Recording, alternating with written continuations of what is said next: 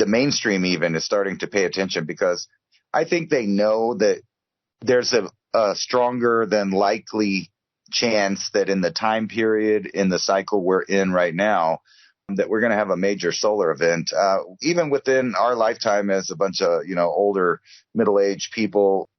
If you have real records of long past human eras, and you have the most brilliant minds working, I'm going to assume that, because why wouldn't you if you had the world's resources at your fingertips?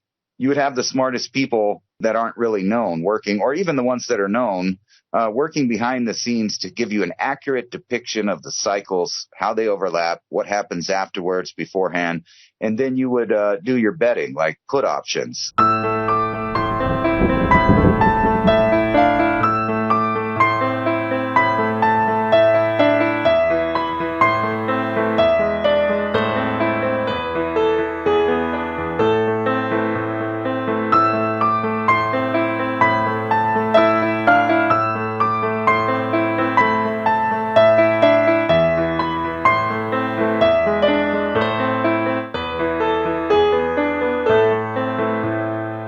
Thank you for everyone joining us tonight. It seems like the world of natural is starting to bend and morph to the noticeability of most of the planet. Now, if you were looking for signs or looking for the media to push fear, you would look at all of these events and line them up and see them one after another. I did want to talk about the coronal hole stream tonight, the way the media is pushing this 60 Earth-size coronal hole stream, but you can fit 1.2 million Earths in the sun. So in retrospect, it's just a headline grabber. Millions of fish washing up in northern Japan. We got the locusts descending across Mexico, just nibbling at crops. People are watching the skies darken. Record-breaking snowfalls in Moscow, biggest in 150 years. Record cold temperatures in Russia, 68 degrees below 0 Fahrenheit already this early in the year. And it just continues. So as we move into what is now going to be a currency reset / all these natural events / people feeling differently, the sun's for sure changing its frequency. How do we survive through these times? Is more the question of what we wanted to talk about tonight. I mean, we could go through, and I will go through, a bevy of stories from these record incredible floods across Africa. Some things that are turning areas into inland seas. Well, that would be expected because the African mega lakes used to be full of water and they were larger than our Great Lakes. But as they diminished and evaporated, people would put villages closer and closer to the shorelines until we reached the minimums that we experienced in the 1980s. And now suddenly the lakes are filling back up and flooding all the villages at the bottom of the lake. Also, for all of you who signed up for the show notes, thank you. If you want to go to the show notes and get our recap, you can go to oilseedcrops.org /MIAC show notes. It's up there in the browser tab. Click on that, put your email in. We'll get you a composite of the top 10 things we talked about this evening so you can wind those up and start conversations and also do some of your own research. So, Ransom, I'm glad you're with me because it does seem like there's a lot of natural things happening. And this coronal hole stream, when it moved around, boom, we had all these big earthquakes, a 7.9 in the Philippines and subsequent 6 almost 7.0 earthquakes. I mean, how many? There was a dozen, over 6 earthquakes that same day that this thing lined up directly with the Earth. So we can see the sun directly affects our planet. So what they talk about, global warming and no effects of the sun on our Earth, on jet streams or cloud cells. And it was so interesting because during COP28, as the coronal hole stream came in and rocked the planet with those earthquakes, the same day as COP28 was taking place, they're still saying that the sun has no effect on our planet at all. Yeah, we got rocked with an enormous amount of quakes the same day the coronal hole stream faced our planet. But, now it's obvious for those that are looking that, wait a second, something's not adding up. So, Ransom, I appreciate you joining me. Shake and bake on the planet. Here we go. Today, the demand for gold continues to flourish globally. History proves that fiat paper money is designed to go to zero through inflation, whereas gold has intrinsic value in which it maintains forever. Paper money is a debt instrument. Gold is an asset of wealth in its own right. It does not depend upon any governments, corporations, or individuals' promise to repay. ITM Trading has spent the last 27 plus years developing a team of expert researchers and analysts to make this possible. Simply put, we build strategies which are historically proven to protect your wealth and assets through any economic downturn or currency collapse.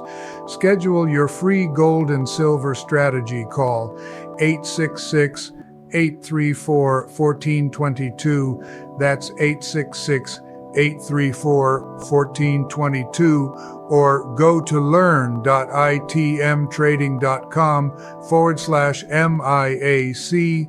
And keep watching Mountain High Time and Mini Ice Age Conversations if you know what's good for you. Did you see that CME that just went off the backside of the sun today? Man, it was massive. That would have really crippled the Earth there, it looked like. You know, when it spun around. That big hole on my birthday, yeah, that was a giant, it was quite big, even in comparison to the total size of the sun. I mean, it was like, I don't know, a tenth or something like that. I mean, it was like 1/3 of our view. I thought it was ironic. I shared it. There's all kinds of memes out, portraying that hole as some kind of shape. One of them was a duck. One of them was the "Don't Tread on Me" snake, because it had that weird shape that they put out in the media there. There was a bunch of people preaching to the choir for some years, and now the mainstream media seems to be jumping on board, trying to hijack every topic that's, people have been kind of warning people about. The sun burping out some kind of CME that directly hits Earth when it's facing Earth, in my opinion, been really sorely underplayed by not only governments, by media. There's been a few movies. There's that one with, what's his name in it that's in every movie? I forgot his name. Nicholas Cage. It's that one dude who's always there. The Yeah, numbers. That's that one dude who you always know. It was called Noting. Noting. Yeah, that's right. That was actually, kind of a weird idea there, at least the part where people were receiving messages, so to speak, directly every time there was a solar flare event or something like that. People on Earth had ideas. And, that's kind of like what people talk about when they just get a download looking out in the universe. If you did that from some random star in the night sky, why wouldn't you get it from our nearest star, the sun? You know what I'm saying? I mean, how many ideas are broadcast? It's kind of an idea that the ancient Egyptians, especially Akhenaten, had. If you wanted to manifest something, you literally had to stargaze or look right into the sun.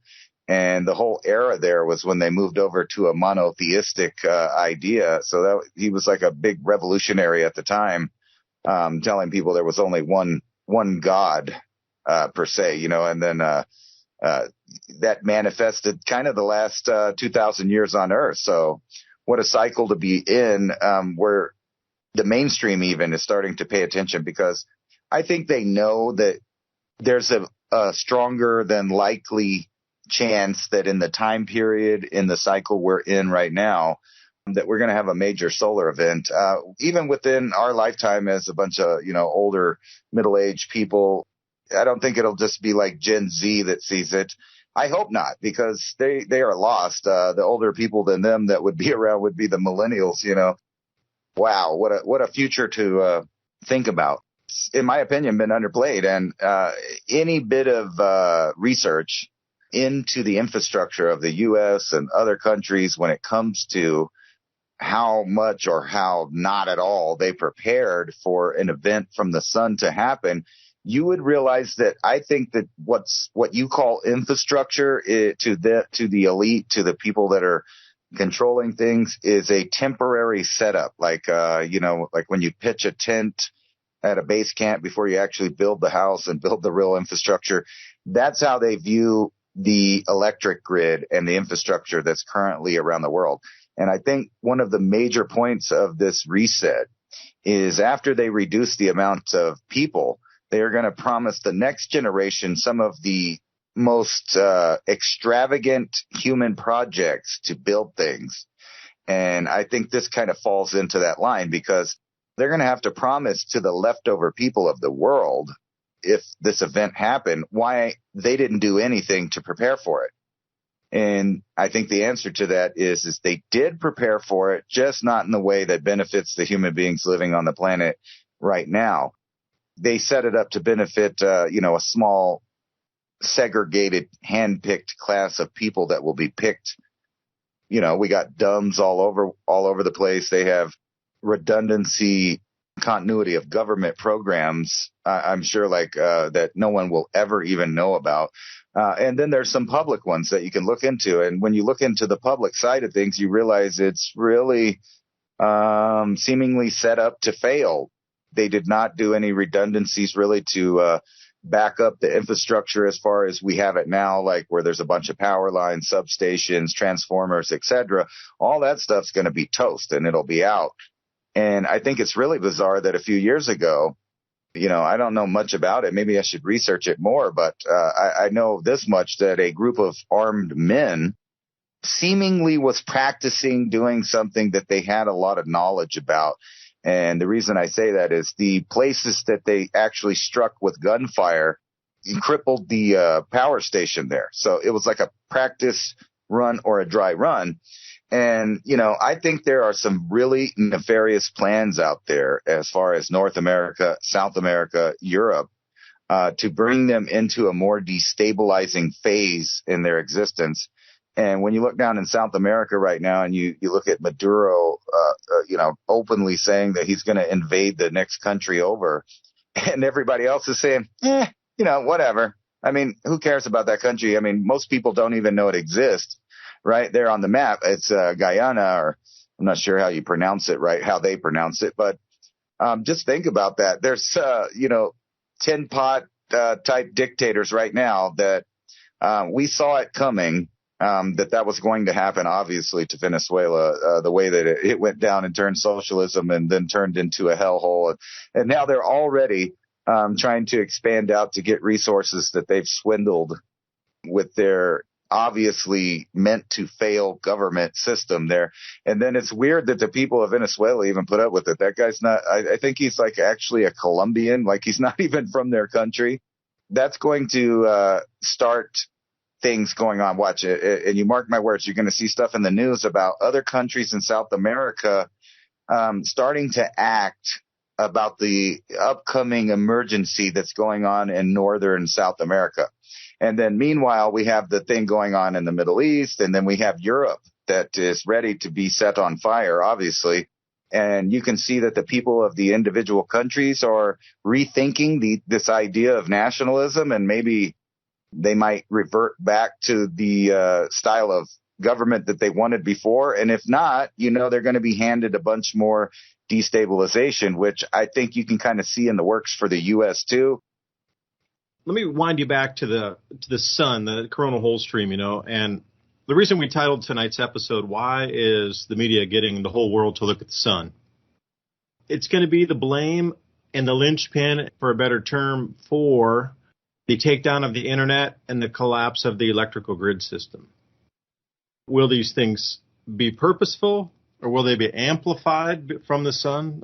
This is the kind of thing I wanted to discuss a little bit. But let's step back in history first to get a gauge of why this coronal hole stream story is such a big one here. So I'm going to take you back 5,000 years BC, which is 7,000 years before present. And also about the Chinese myths and legends here. It's called San Zhu Wu, and it's a crow. Now, the Chinese, 7,000 years ago, have this depiction of a black crow walking across the sun, and then their society radically changes. Full collapse. So when you look at this bird on the sun, stylized the way they did, somewhere around 2,500 years ago, some of these Han Dynasty plates that were found, it looks like a coronal hole with actual streamers coming off of it. Those three legs of the crow would actually probably be plasma streamers coming off of the sun that would be visible. So the way I'm looking at it here, this crow, this dark patch was at least a third of the front of the sun, we on this earth possibly could perceive that. They noticed it, they gave it a name, and after this crow marched across the sun, society collapsed. And I said, well, that's really interesting. Why don't I look at the GISP2 ice core data set for the temperature reconstruction of the last 10,000 years? And if you go to 5,000 years BC or 7,000 years before present, you see a drop-off of 2.5 degrees Celsius on the planet. That would have absolutely wrecked food production. You know, the modern minimum, a drop of 2C, 25% of the world's population perished, and that was in the 1600s. Population migration, the things that upset the change of the superpowers, the change of the currency of the superpowers at the time of what was a world reserve currency, quote unquote, from the Dutch all the way into the English, change and transition of the French. If you follow those, every time there's a change in a global world reserve currency, there is a reset based on solar activity, it looks like. It seems like the global reserve currencies also follow the grand solar minimum. But if you look back in time and you start to see this coronal hole stream and this stylized version of it from the Chinese, represented as a crow. And that's why I said when you saw that, you know, don't tread on me, that coronal hole stream had some very different looking possible, but it wasn't nearly as large. It was probably 30% as big as the one of the crow that the Chinese had referenced wrecking their society. So then I said, all right, well, let me look back here. And what also happens at this time? An actual chapter of history called the Neolithic Decline between 5 and 6,000 years before present, starting at, ding, ding, ding, 7,000 years before present, or 5,000 BC.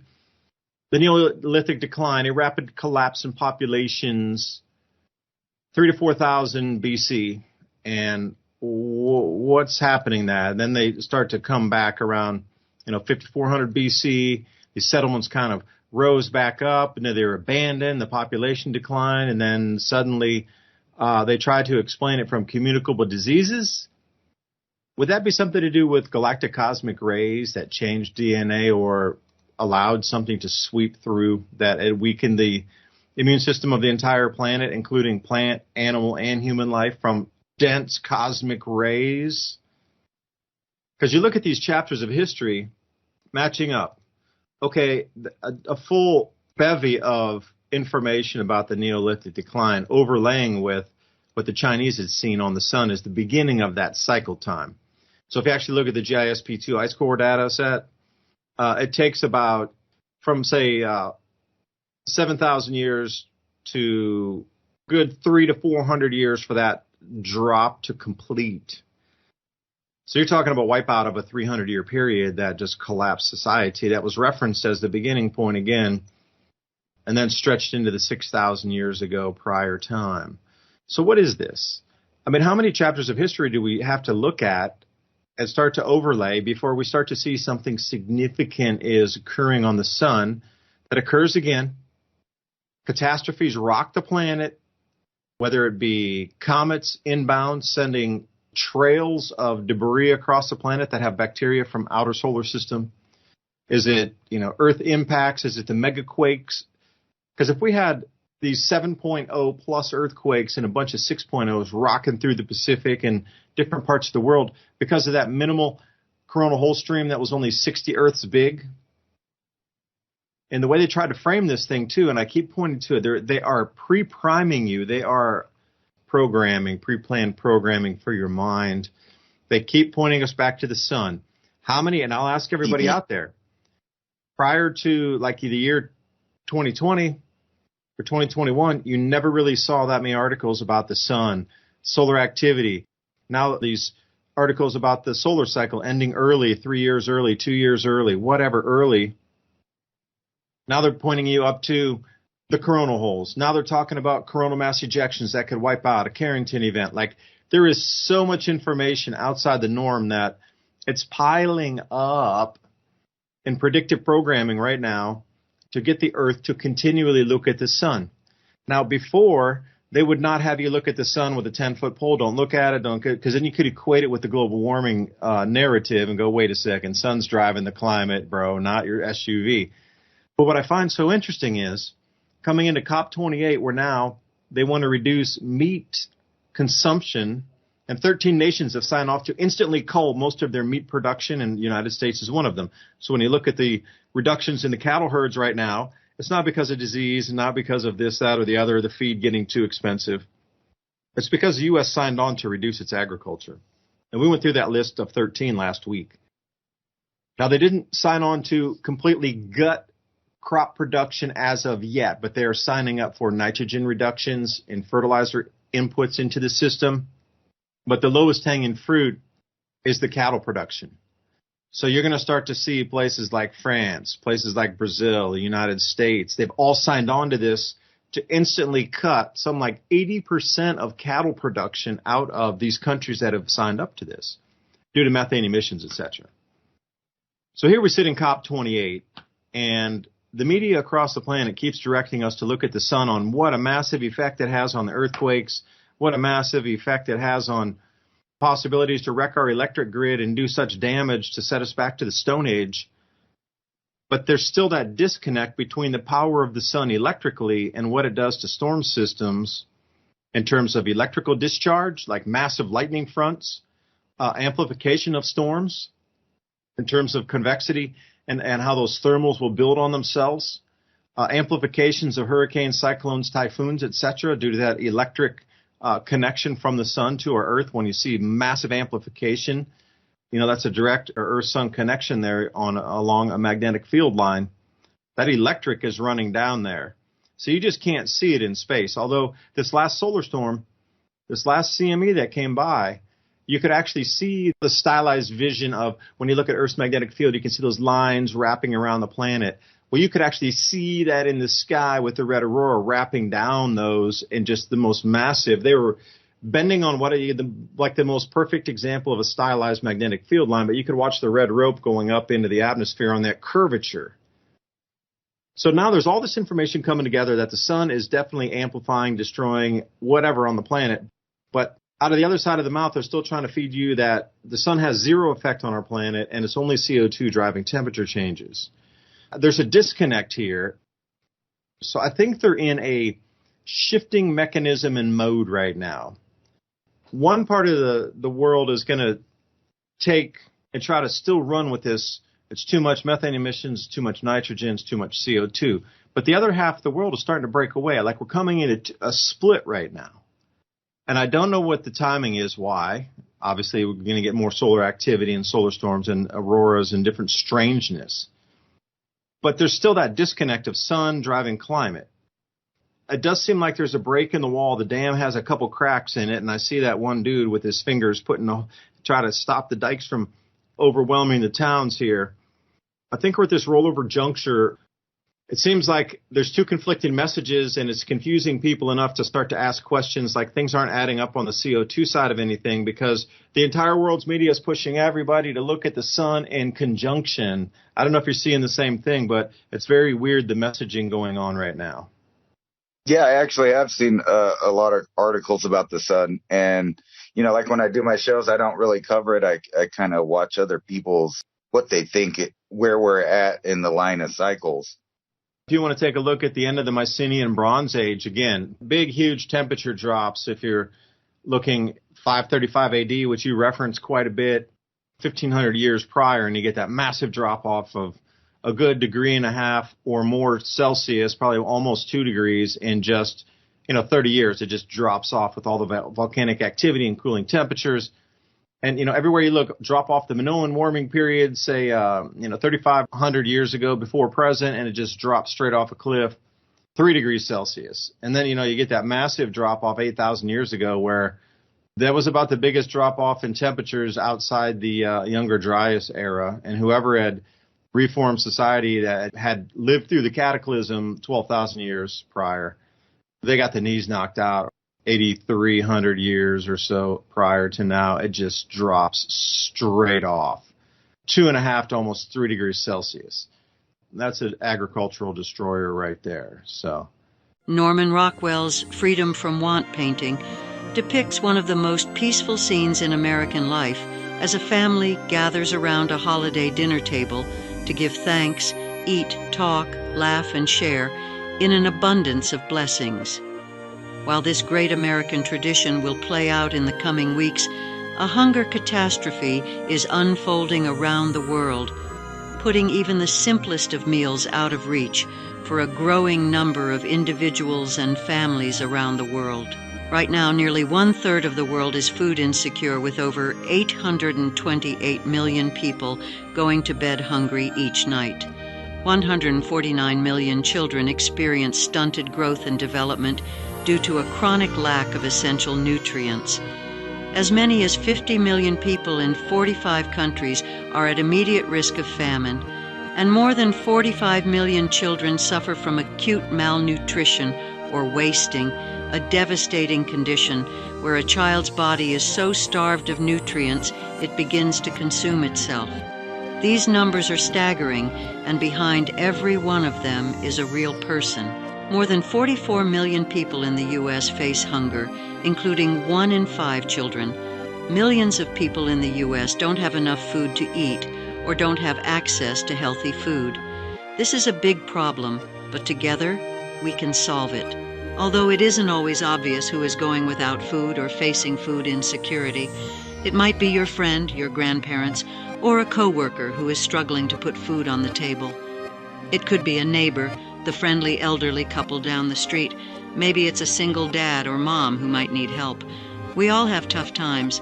That's why investing in emergency food storage is a must for you and your family's long-term safety net, but it can also be a life-saving gift. So in this giving season, you could help others by providing a helping hand to those in need of a little extra to make it through. As we always say, those who know what's coming are using today to prepare. American families are preparing. Folks are investing in emergency food storage, and you should be too, and you can start today with ADAPT 2030. Right now, you can save $200 on a 3-month emergency food supply for yourself, or even better, for someone in need. Make this holiday season truly a happy one. My Patriot Supply, the country's largest preparedness company, is more than equipped to stock your shelves. Their best-selling 3-month emergency food kit provides delicious breakfasts, lunches, and dinners that last up to 25 years in storage. That's 25 years of security. Just think about that. Almost nothing out there other than gold and guns that will maintain not only value but usefulness and security. And right now, it's $200 off. Get over 2,000 calories every day. Just add water and heat, then eat. Make sure every member of your family has a 3-month food kit from My Patriot Supply. You know, that picture you sent me with the crow on it. Now, I don't know how they were looking at the sun like this, obviously. That's what somebody's going to say. Well, they couldn't have saw this from the earth. Yet, they were using mica schists. They were looking at the sun with some really thick obsidian, like the Mayans were doing. They were just looking at it. I mean, I have several pieces. We just looked at the last eclipse with it. The whole family had a little one to look through, and the best ones were really the thickest ones because it cut out all the glare, and you could actually look at the sun as a ball up there in space without, the super bright stuff on it. Plus, if someone did see this on the sun and for whatever reason they periodically looked at the sun, like in some kind of primitive science to keep track of stuff, or maybe it's just one guy and they look up and then all of a sudden the eye of Sauron's looking back at you from space, I mean, because that's what that looks like. This one that was on my birthday, ironically, there a couple of days ago on the 30th. And if you look at it, it looks like a, kind of a reptilian pupil, the classic reptilian eye that everyone talks about. Or from someone else's point of view, it could totally look like this crow-looking thing on the sun. And obviously, it wouldn't have been the same spot. Matter of fact, this one right here, you could say kind of looks like a seal in a way if you're just looking at the black spot. But how terrifying would that be if you keep track of the sun and you barely ever see these little sunspots on it go by because of the contrast? But then you see this one that's big enough to notice like this. So if you were looking at the sun, it was pretty bizarre, I guess, if you had the right way to look at it. Yeah, and I'm really thinking those three legs are a stylized version of actually plasma filaments jumping off of the sun. That would have been very noticeable. Now, the color of the plasma filaments that would have been tendriling off the sun, that's an unknown. Imagine if you could actually see tendrils whipping around off the sun up there because they maybe came off the limbs of the sun so large and so outstretched they might have been, trying to reach out to Mercury because that thing's basically a metal planet. So imagine if the tendrils of electricity were trying to rip off of that and reach out to Mercury, and you could see those things jumping around like one of those plasma globes, where the strobes and the filaments would be actually outside into the black space, where you could see them moving around, which would be something to behold too. Because you have to try to realize they're trying to reference something that they saw in a third dimensionality and movement into a single image on a flat surface. So how would you do that? If there was a relative easy way to know when bad times were coming, that you might use that information against people, or, kind of like put options in more recent terms, like all of the people that invested in put options, say like on 9/10, and then all of a sudden on 9/11, they got super amounts of money. This is kind of like that. If you have real records of long past human eras, and you have the most brilliant minds working, I'm going to assume that, because why wouldn't you if you had the world's resources at your fingertips? You would have the smartest people that aren't really known working, or even the ones that are known, working behind the scenes to give you an accurate depiction of the cycles, how they overlap, what happens afterwards, beforehand, and then you would do your betting, like put options. I know that this particular solar cycle is going to create an extra amount of volcanic activity, possibly tsunamis, and you could bet on things in the future after that if you knew that that was a reasonable thing. And the whole idea that right now we're getting very close, even in the public, to predicting earthquakes. So if you shared this kind of information on a mass scale, and the mass amounts of people understood the importance of it as far as humankind goes, there would be a lot more people paying attention. And then you would have the common folk getting good at the cycles and predicting things. And I think that's literally what's happening right now. And so they've wedged their bets against that. The public or the masses are not going to figure out the same things fast enough. And therefore, they'll be, after the fact, crying about it or have loss or live in a completely different world. But they will have already gambled on all of these different scenarios. And I think that's what the people don't understand. If the powers that be really want to pull the plug on it, they're smart enough to know how to do it in stages and steps so that they don't get stopped in their plans. And if they have the best resources of knowing things, like I would agree that probably the Air Force and the Russian, whatever space agency and people over there would know if an object was about to hit. Now, whether or not they would share it before someone in the public also discovered it, but it's less likely because obviously you need millions and sometimes billions of dollars to create the instruments to actually look out there. But we know that they have them. And I think that's why sometimes they delay information until they get a chance to look at it and make sure it's a nothing burger before they go ahead and release it. Because if you notice, a lot of people watch the sun, and then there are days that weird things happen and that there's a delay in the intel on it. I think that they know what's going on, and it does seem like there's an uptick in the connection between Earth and the sun as far as creating natural disasters in a phase on Earth. And what you were talking about right there about the temperature. Now, imagine if that big spot that we were looking at there becomes a common occurrence. In other words, the sun is shutting down as far as overall light output, which you would have a bunch of these sunspots all over it, a dimmer sun. And that would dramatically and almost instantaneously, as far as a year goes by, change the entire way the whole Earth works. And talk about driving climate change. That would totally change the climate in probably just 1 year if the solar output stopped, anywhere close to what it's been doing for thousands of years. Like, say, it really reduced like 30% or just 10% of the light. There would be massive famines and complete environmental change in decades.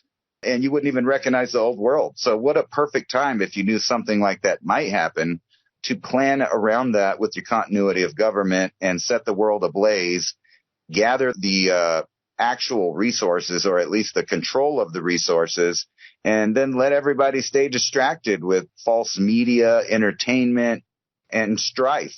Strife is one of the biggest distractions on this planet right now when it comes to hijacking human beings' time so that they can't create or produce anything positive. All around the world, people are going through hardcore strife. People are hungry, they're running, they're scared about what their governments are about to do, and they're just caught in the middle of it. And we have an opportunity in the Western world to see that that's what they're doing to us and put a stop to it.